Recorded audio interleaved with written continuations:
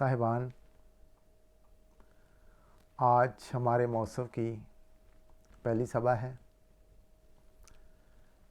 इन 4 दिनों के महोत्सव में आपको क्या फील होगा, किस वातावरण में आप रहेंगे या सांस लेंगे, क्या नियम पूरे होंगे, उसकी एक झलक को हमें समझना होगा। और इन दिनों में जो नियम पूरे होंगे उसका आउटपुट क्या होगा, हम कैसा फील करेंगे। इन दिनों में हमारी तरफ से क्या जिम्मेवारियां हैं, कैसा हमारा दृष्टिकोण बनेगा, उसको लेकर आज हमने चिंतन करना है। कुछ लोग इन दिनों में बहुत विशेष लाभ उठा पाएंगे। उनका जो एक सोच है, जो दृष्टिकोण है,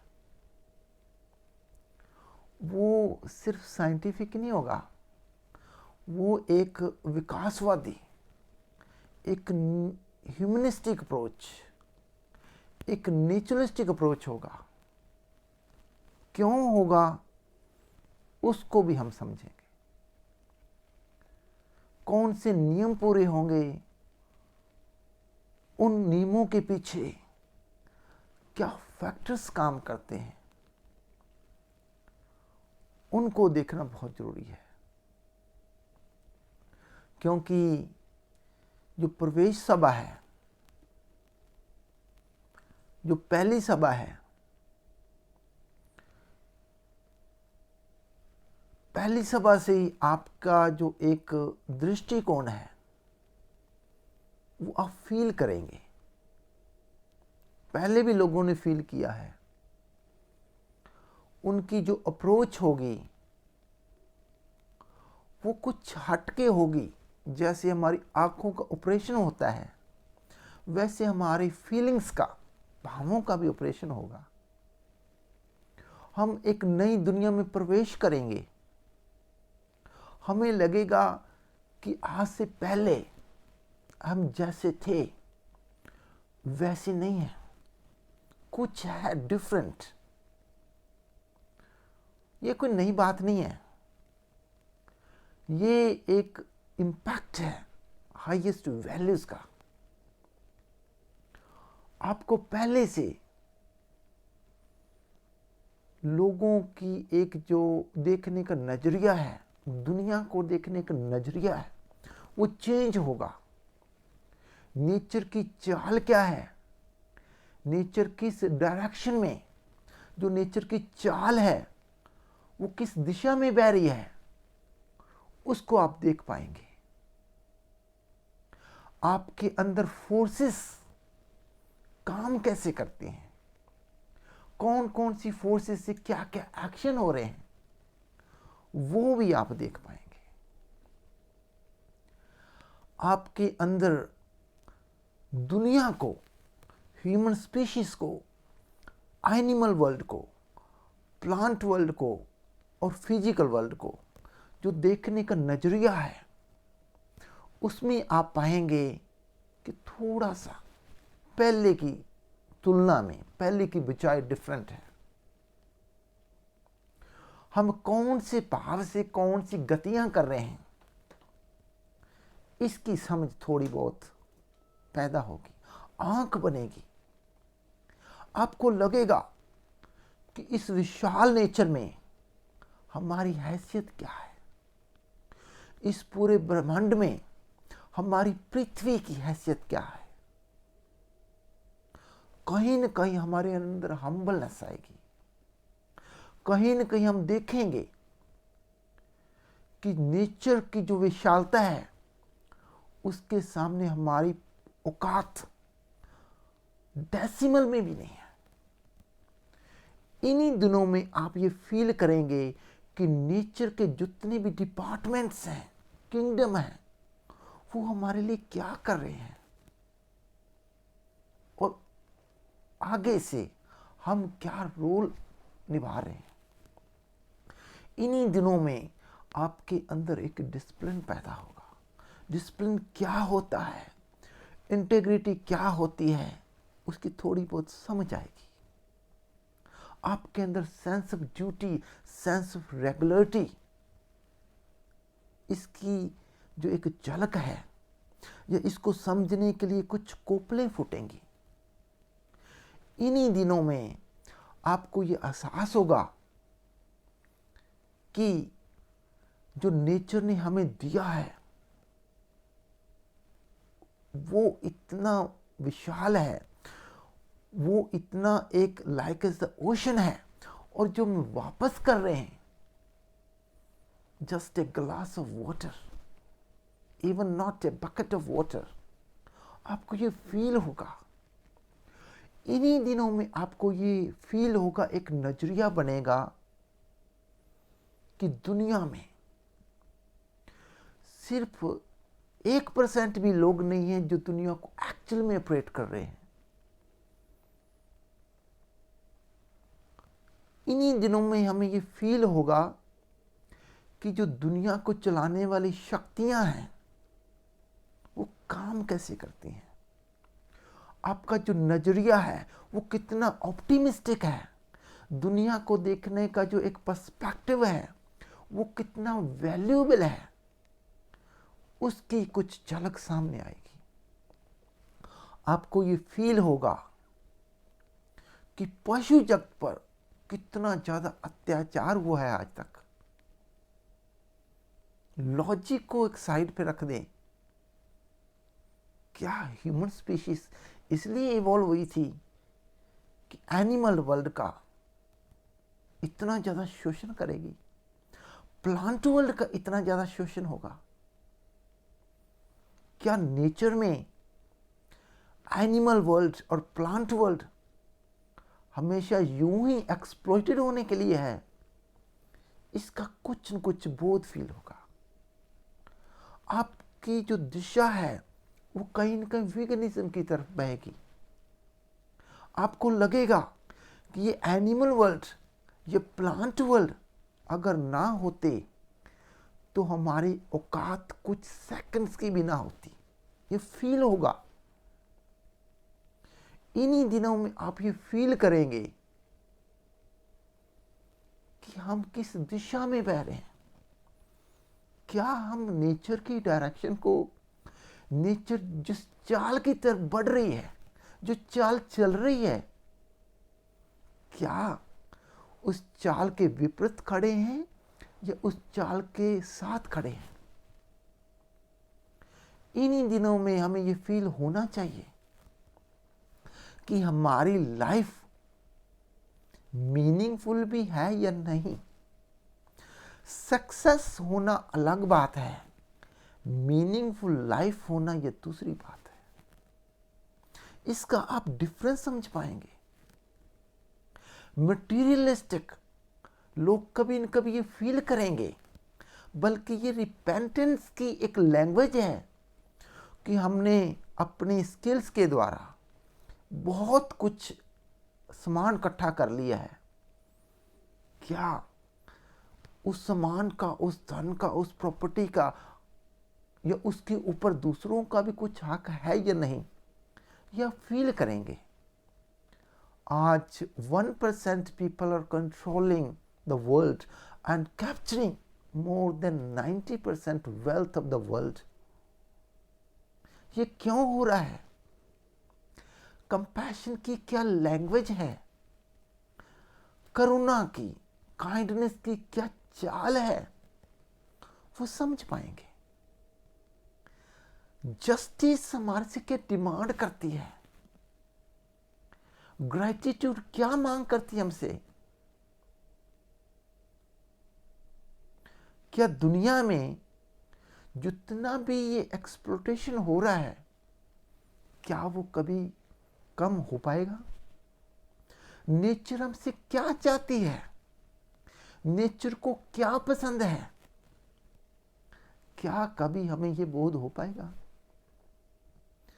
तो साथियों, नेचर में शक्तियों का एक रोल है, पावर्स का, फीलिंग्स का, भावों की एक दुनिया है। जिस प्रकार लेजर रे से हमारी आंखों का ऑपरेशन होता है, वैसे ही शक्तियां भी हमारे भावों को चेंज करती हैं, हमें पता नहीं लगता। उच्च शक्तियों में हम उच्च बन जाते हैं, उच्च शक्तियों के इम्पैक्ट से, प्रभाव से हम पहले से बेटर बन जाते हैं, और नीच शक्तियों के प्रभाव से हम पहले से वर्स बन जाते हैं। इन दिनों में जो शक्तियों की रो बहने वाली है, वो हाईएस्ट वैल्यूज है।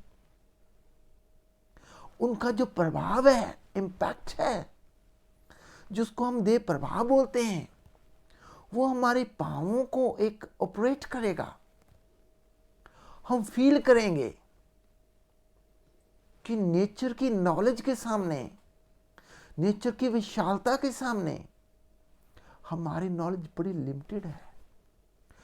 हम ये फील करेंगे कि एक ही चीज को कई डिफरेंट पर्सपेक्टिव से देखा जा सकता है। डिफरेंट डायमेंशंस में चीजें सर्वाइव करती हैं। जैसे जैनिज्म की फिलॉसफी ने कहा कि लाइफ के एक क्वेश्चन को हम डिफरेंट वे से आंसर कर सकते हैं। हो सकता है कि 5 लोगों का डिफरेंट पर्सपेक्टिव भी अपनी जगह सही हो। जैसे अल्टीमेट फेथ क्या है, इसके डिफरेंट आंसर हो सकते हैं। इसकी हमें थोड़ी सी समझ आएगी। हम आलोचना से हटकर, कट्टरनेस से हटकर, फनेटिसिज्म से हटकर कहीं न कहीं अंडरस्टैंडिंग में प्रवेश करेंगे। हम्बलनेस की दुनिया में हमारा प्रवेश होगा। हमारी जो नॉलेज है नेचर को समझने की, वो बहुत लिमिटेड है। किस बात की ईगो, किस बात की प्रेस, किस बात को लेकर मान और सम्मान और बढ़ाई की बातें हो रही हैं। हमारी क्या औकात है, क्या हैसियत है नेचर में, इसका थोड़ा सा हमें बोध होना शुरू हो जाएगा। ट्रूथ, गुडनेस एंड ब्यूटीज की वैल्यूज क्या है, उनके इंपैक्ट से किसी ने बहुत कमाल की बात कही है। इन्हीं दिनों में कुछ लोग ये फील करेंगे कि ये दुनिया आज से पहले ऐसा ना थी। वो कौन से बड़े हाथ हैं, कौन से बड़े वो माइंड हैं, कौन से वो स्कॉलर्स हैं, साइंटिस्ट हैं, रिफॉर्मर्स हैं, जिन्होंने दुनिया का नक्शा चेंज किया है, दुनिया को बदला है, नेचर की डायरेक्शन को चेंज किया है। आगे आने वाले सेशंस में हम बात करेंगे कि डायरेक्शन ऑफ नेचर एक्चुअली में काम कैसे करती है, नेचर की चाल किस तरह बह रही है, और नेचर हमसे क्या चाहती है। हम कुछ तो शर्म करें, कुछ भी, किसी अंश भी नेचर की चाल के अकॉर्डिंग चल सके। नेचर हमसे सिर्फ इतना डिमांड करती हैं कि जिस चाल या जिस दिशा में वो बह रही है, कम से कम उसके विपरीत, उसके अपोजिट ना खड़े हो सके। वरना आज तक साइंटिस्टों का ऐसा मानना है कि more than 21 human species detect हो चुकी हैं, और सिर्फ ये होमो सेपियन सर्वाइव कर रही है, बाकी एक्सटिंक्ट हो चुकी हैं। 13 का तो हमारे पास रिकॉर्ड भी है उनके एक्सटिंक्ट होने का, लेकिन कुछ साइंटिस्ट बोलते हैं कि वो 21 है, 21 है, जिसको हम स्पेकुलेट कर सकते हैं। हमें इन दिनों ये एहसास करना होगा कि ये होमो सेपियन स्पीशीज ही आखिर क्यों सरवाइव कर पाई। हमारी कुछ मॉरल जिम्मेवारी है। ये होमो सेपियन स्पीशीज से एक इंसान बनने का जो सफर है, इसको थोड़ा सा समझ लेना होगा।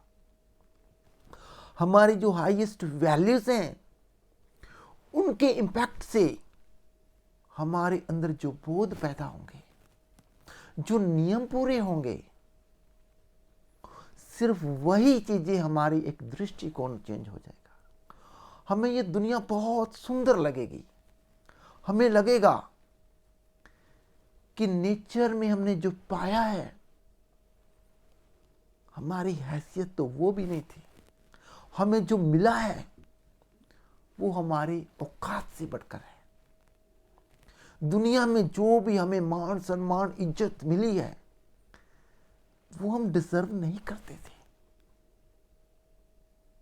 जो भी आज तक हमारी प्रशंसा हुई है, एक बार सोचो कि क्या हम वो डिजर्व करते? जितनी भी हम खुद सेल्फ एप्रिसिएशन कर रहे हैं, खुद प्रेज कर रहे हैं, क्या हम इसके योग्य हैं? जितना भी दुनिया में नर्क फैला हुआ है, प्रॉब्लम कहां है? क्या हमारे इनर पर्सनैलिटी में प्रॉब्लम है? हमारे पावों में प्रॉब्लम है? जितनी भी आज जिस सामने है अत्याचार हो रहा है, ह्यूमन स्पीशीज हाहाकार मच रही है ह्यूमन स्पीशीज में। और बुद्ध का थॉट कितना सुंदर है कि चारों तरफ तो आग लगी हुई है, खुशी मनाने का मौका किसके पास है? ये एक करुणा की लैंग्वेज है कि इंसानों ने जितने आंसू बहाए हैं, खून के आंसू बहाए हैं, महासागरों में पानी भी उतना नहीं है। महासागरों के पानी से, जल से भी ज्यादा आंसू तो लोगों ने बहाए होंगे। ये कौन सी लैंग्वेज है, कौन सी भाव की लैंग्वेज है? इसको हमें समझना होगा। नेचर में जो हमें मिला है, क्या, पहला क्वेश्चन है, क्या हम उसके लिए डिजर्व करते थे? अगर हम नेचर में आए हैं तो किन हाथों का, किन शक्तियों का, किन पर्सनैलिटीज का हाथ है? आज अगर हम जिंदा हैं तो किस नियमों के कारण जिंदा है, उनको समझ लेना होगा। इन दिनों में जो एक देह प्रभावों की रो बहेगी, उनमें हमें नजर आएगा कि दुनिया में बहुत से महान लोगों ने ये दुनिया की चाल को चेंज किया है, नेचर की डायरेक्शन को चेंज किया है। आज से पहले दुनिया इतनी सुंदर ना थी। सिर्फ 5 सेंचुरी पहले चले जाएं, क्या हालात थे हमारे।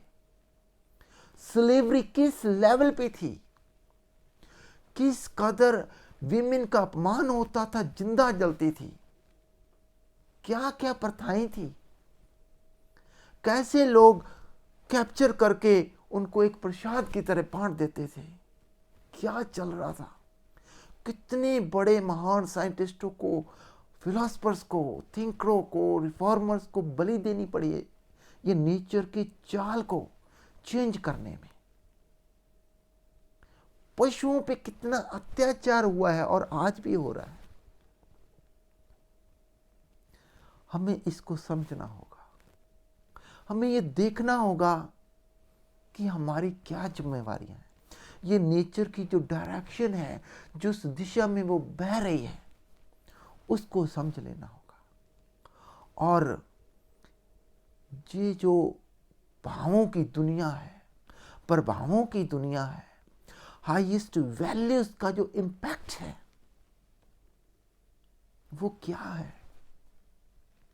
ये दुनिया में जो हमारा रिलेशन है, भले ह्यूमन स्पीशीज के साथ हो, एनिमल्स के साथ हो, प्लांट के साथ हो या फिजिकल वर्ल्ड के साथ हो, कितना वो जरूरी है। परम आवश्यक चीजें क्या है हमारी लाइफ में? जैसे हवा के बिना, ऑक्सीजन के बिना हम जिंदा नहीं रह सकते, ये हमारी बॉडी की खुराक है। वैसे ही हमारे पाँवों की खुराक है। अच्छी वैल्यूज, अच्छा उसका जो इम्पैक्ट है, जो प्रभाव है वो क्या है। जैसे हमारे शरीर को ऑक्सीजन जरूरी है, वैसे ही हमारे पाँवों को ऑपरेट करने के लिए हाईएस्ट वैल्यूज का जो इम्पैक्ट है, प्रभाव है, वो जरूरी है। तो इन दिनों में ये हमारा जो एक नजरिया है उसको चेंज करने के लिए इतना हम्बल बन जाना, इतना दीन बन जाना कि चुकते चुकते हमारा दिल चुकते चुकते हमें ऐसे लगे कि इस नेचर में हमारी हैसियत कुछ भी नहीं। राई के एक दाने की तो कोई औकात हो सकती है, हमारी तो वो भी नहीं है। इन दिनों में ये खास ख्याल रखना कि नेचर का हर एक डिपार्टमेंट, हर एक एग्जिस्टेंस हमारे लिए बहुत कुछ कर रहा है। कम से कम उसका शोषण ही ना करें, उसकी शक्ल ही ना बगाड़ें। दुनिया में बहुत दुख है, बहुत प्रॉब्लम्स है। अगर आप किसी के दुख को कम नहीं कर सकते तो उसको बढ़ाने का नियम पूरा मत करना। हालांकि ऐसा होता नहीं है।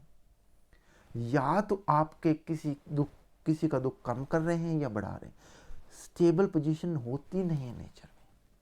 या तो आप किसी का शोषण कर रहे हैं या उसका विकास कर रहे हैं। कौन सी फीलिंग्स दूसरों का शोषण करवाती हैं और कौन सी फीलिंग्स दूसरों को विकास की तरफ ले जाती हैं, हार्मनी, पीस की तरफ ले जाती हैं, उन भावों को समझना होगा। तो इतने दीन बन जाना, इतना शुक्रगुजारी बन जाना, इतना हम्बल। और नेचर में एक लॉ है जिसको ये लॉ की समझ नहीं आई, वो इन 4 दिनों में कुछ हासिल नहीं कर पाएगा। वो लॉ क्या है? फेथ सिस्टम काम करता है नेचर में। जिसको ये फेथ नहीं है कि नेचर में अच्छाई विजय पाती है, सच्चाई विजय होती है, सत्य और शुभ आगे बढ़ते हैं, नेचर की जो डायरेक्शन कंटिन्यूटी की तरफ बहती है वो सच्चाई और भलाई के नियम पूरे होते हैं, तभी वो बहती है। जिसको ये समझ नहीं आई, जिसको ये ज्ञान नहीं है, जिसको ये बोध नहीं है कि सच्चाई और भलाई की अंतिम जय होती है, वो नेचर के विकासकारी विभाग को और देवात्मा को कभी समझ नहीं पाएगा। नेचर में गुप्त शक्तियां काम करती हैं। नेचर में एक ऐसा लॉ है जो सच्चाई और भलाई की तरफ बहेगा, उसका आशिक होगा, नेचर उसकी हेल्प करेगी। जिसको ये विश्वास नहीं है, फेथ नहीं है, वो नेचर की डायरेक्शन से हट जाएगा। तो 4 चीजें बड़ी इंपॉर्टेंट हैं आपके अंदर: श्रद्धा, हम्बलनेस, ग्रैटिट्यूड, सिंपैथी। एक फेथ सिस्टम आना चाहिए जिससे ऐसा नियम पूरा हो ताकि हम हाईएस्ट वैल्यूज की जो ट्यून है वहां पे कनेक्ट हो सके। तो देह प्रभावों की क्या दुनिया है वो बिल्कुल नहीं आ रही है। चंद लाइनों जो एक बहुत बड़े तपस्वी ने, एक महान आत्मा ने लिखे हैं, उन प्रभावों में, हाईएस्ट वैल्यूज के इम्पैक्ट में वो क्या दुनिया है, वो एक इस दुनिया में नई चाल है, नई एक सिविलाइजेशन के सिंबल है। उसको समझने से हमें इन दिनों की जो सार्थकता है वो समझ आ पाएगी। तो वो बानी, वो ब्यूटीफुल वर्ड्स क्या हैं, उस पे आप ध्यान से उसको समझें, बार बार उसको पढ़ें कि वो क्या कह रहे हैं। वो ये शब्द हैं कि एक लेटर लिखा है एक आध्यात्मिक सूरज को कि आपने मुझे क्या दिया है, तो देह प्रभावों की जो रो है, जो एक मंडल है, उसमें क्या थिंकिंग बनती है, उसको आज हमने समझना है कि आपने मुझे क्या दिया है। मैं अति तुच्छ शक्तियां रखने वाला इसको अभी बहुत थोड़ा देखता हूं। मैं मुर्दा था, आपने मुझे जिंदगी दी। आज ये किसी को सेंटेंस बोल दो कि आप मुर्दा हो, तो वो कैसी भावना रखेगा। लेकिन जो प्रभावों की दुनिया है, उसमें हम ये फील करते हैं कि हम मुर्दा हैं। मैं मुर्दा था, आपने मुझे जिंदगी दी। मैं पागल था, आपने मुझे होश दिया, मेरे दिमाग को ठीक कर दिया। मैं अंधा था, आपने मुझे आंखें दी। अंधा किसको कहते हैं? ये सिर्फ बाहरी आंखों से जो हम दुनिया देखते हैं, ये दुनिया एक्चुअल में वैसी नहीं है। जो अंदर की आंखें हैं, जो एप्रिसिएशन की आंख है, वो लोगों को एप्रिशिएट करेगी। जो श्रद्धा की आंख है, वो दूसरों की महानता को गाएगी, वो अपने आप को दीन मानेगी। जो शुक्रगुजारी के या शुक्रगुजारी की आंखें हैं, वो दूसरे के उपकारों की महिमा गाएगी। अगर आपने ऐसा ना किया होता तो आज मैं ऐसे ना होता। आज हम जो भी हैं, इसके पीछे बहुत बड़े हाथ हैं। वो हमारे पेरेंट्स हो सकते हैं, हमारे भाई बहन हो सकते हैं, हमारे वेलविशर हो सकते हैं। कुछ हाथ हैं जिनकी बदौलत आज हम इस स्टेज पे हैं। मैं अंधा था, आपने मुझे आंखें दी। मैं गूंगा था, आपने मुझे जुबान दी। आप इन दिनों में ये फील करेंगे। मैं बहरा था, आपने मुझे कान दिए। मैं लंगड़ा था, आपने मुझे हाथ और पांव दिए। शरीर के विचार से मैं अपने बहुत प्यारे माता पिता के यहां जन्म पाकर इन संसार में प्रकट तो हो चुका था, परंतु भीतर का चैतन्य पुरुष, जिसको हम आत्मा कहते हैं, मेरा आत्मा असल में मुद्दे की न्याय पूर्णतः शून्य पड़ा हुआ था, बिल्कुल खाली था। ये प्रभावों की एक दुनिया है। आगे क्या फरमाते हैं? मैं अपने आप को विनाश करने वाले पाप की अति भयानक अग्नि में जलाने वाले अनुचित कार्य करता था, अनुचित व्यवहार करता था। मुझे यह सब करके कोई दुख क्लेश नहीं होता था। आपके श्री चरणों में आने से, आपके जीवन स्रोत से मेरी मुर्दा आत्मा में जान आ गई। मैं मुर्दा जिंदा हो गया। अपने पाप कर्मों से मुझे उसी प्रकार दुख होना आरंभ हुआ जिस प्रकार जिंदा शरीर में आग के लग जाने से दुख, बेचैनी और जलन अनुभव होती है। मैंने अपने जीवन में आकाश पताल का अंतर देखा। यहाँ पहले अंधेरा था, घोर अंधकार था। वहां मैंने उच्च ज्योति प्रकाश देखा। यहाँ रात थी, वहां मैंने दिन चढ़ा देखा। यहाँ दुखदाई नरक था, वह मैंने रसदायक और अमृतदायक स्वर्ग देखा। मेरे इरादे बदल गए, मेरी जिंदगी की सारी चाल बदल गई, मेरी जिंदगी का सारा तख्ता पलट गया।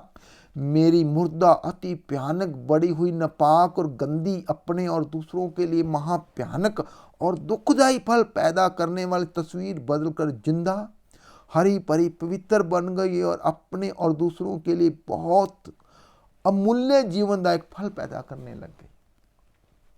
ये जब आपके भावों का ऑपरेशन होगा तो आपकी लैंग्वेज भी यही होगी। आप ये फील करेंगे। कुछ इंसान अपने अपने जो जिंदगी के लेवल हैं उसको फील करेंगे कि अंजुमन ए दे प्रभाव, यानी कि जो देव प्रभावों के एक मंडल है, में दास्तां हजूर की सुनकर कुछ रो के मुस्कुराएंगे और कई मुस्कुरा के रोएंगे। वक्त के साथ आशिक, जो सच्चाई और भलाई के जो आशिक हैं, वो लगातार आएंगे और आने वाले दिनों में हम ये देखेंगे कि जितना भी ये प्रभावों का मंडल या हाईएस्ट वैल्यूज पैदा हुई, वो किस डायरेक्शन की तरफ बह रहे हैं और उस डायरेक्शन में चलने के लिए उनको क्या कुर्बानियां करनी पड़ी, क्या तप करना पड़ा, क्या त्याग करने पड़े, उसको हम आगे आने वाले सेशंस में देखेंगे। तो ये चारों दिन आपके लिए अति विशेष हैं, अति बहुत ही अद्वितीय हैं और इन दिनों में आपकी सारी दुनिया चेंज हो सकती है। आपकी आंखों का ऑपरेशन जैसे होता है, वैसे आपके पाँवों का ऑपरेशन हो पाएगा। तो आगे आने वाले सेशंस में हम बात करेंगे द डायरेक्शन ऑफ नेचर, और दूसरा उस डायरेक्शन की तरफ बहने के लिए हमारी तरफ से जो जिम्मेवारी है, वो नियम क्या है, उसको हम डिटेल में देखेंगे। Thank you guys.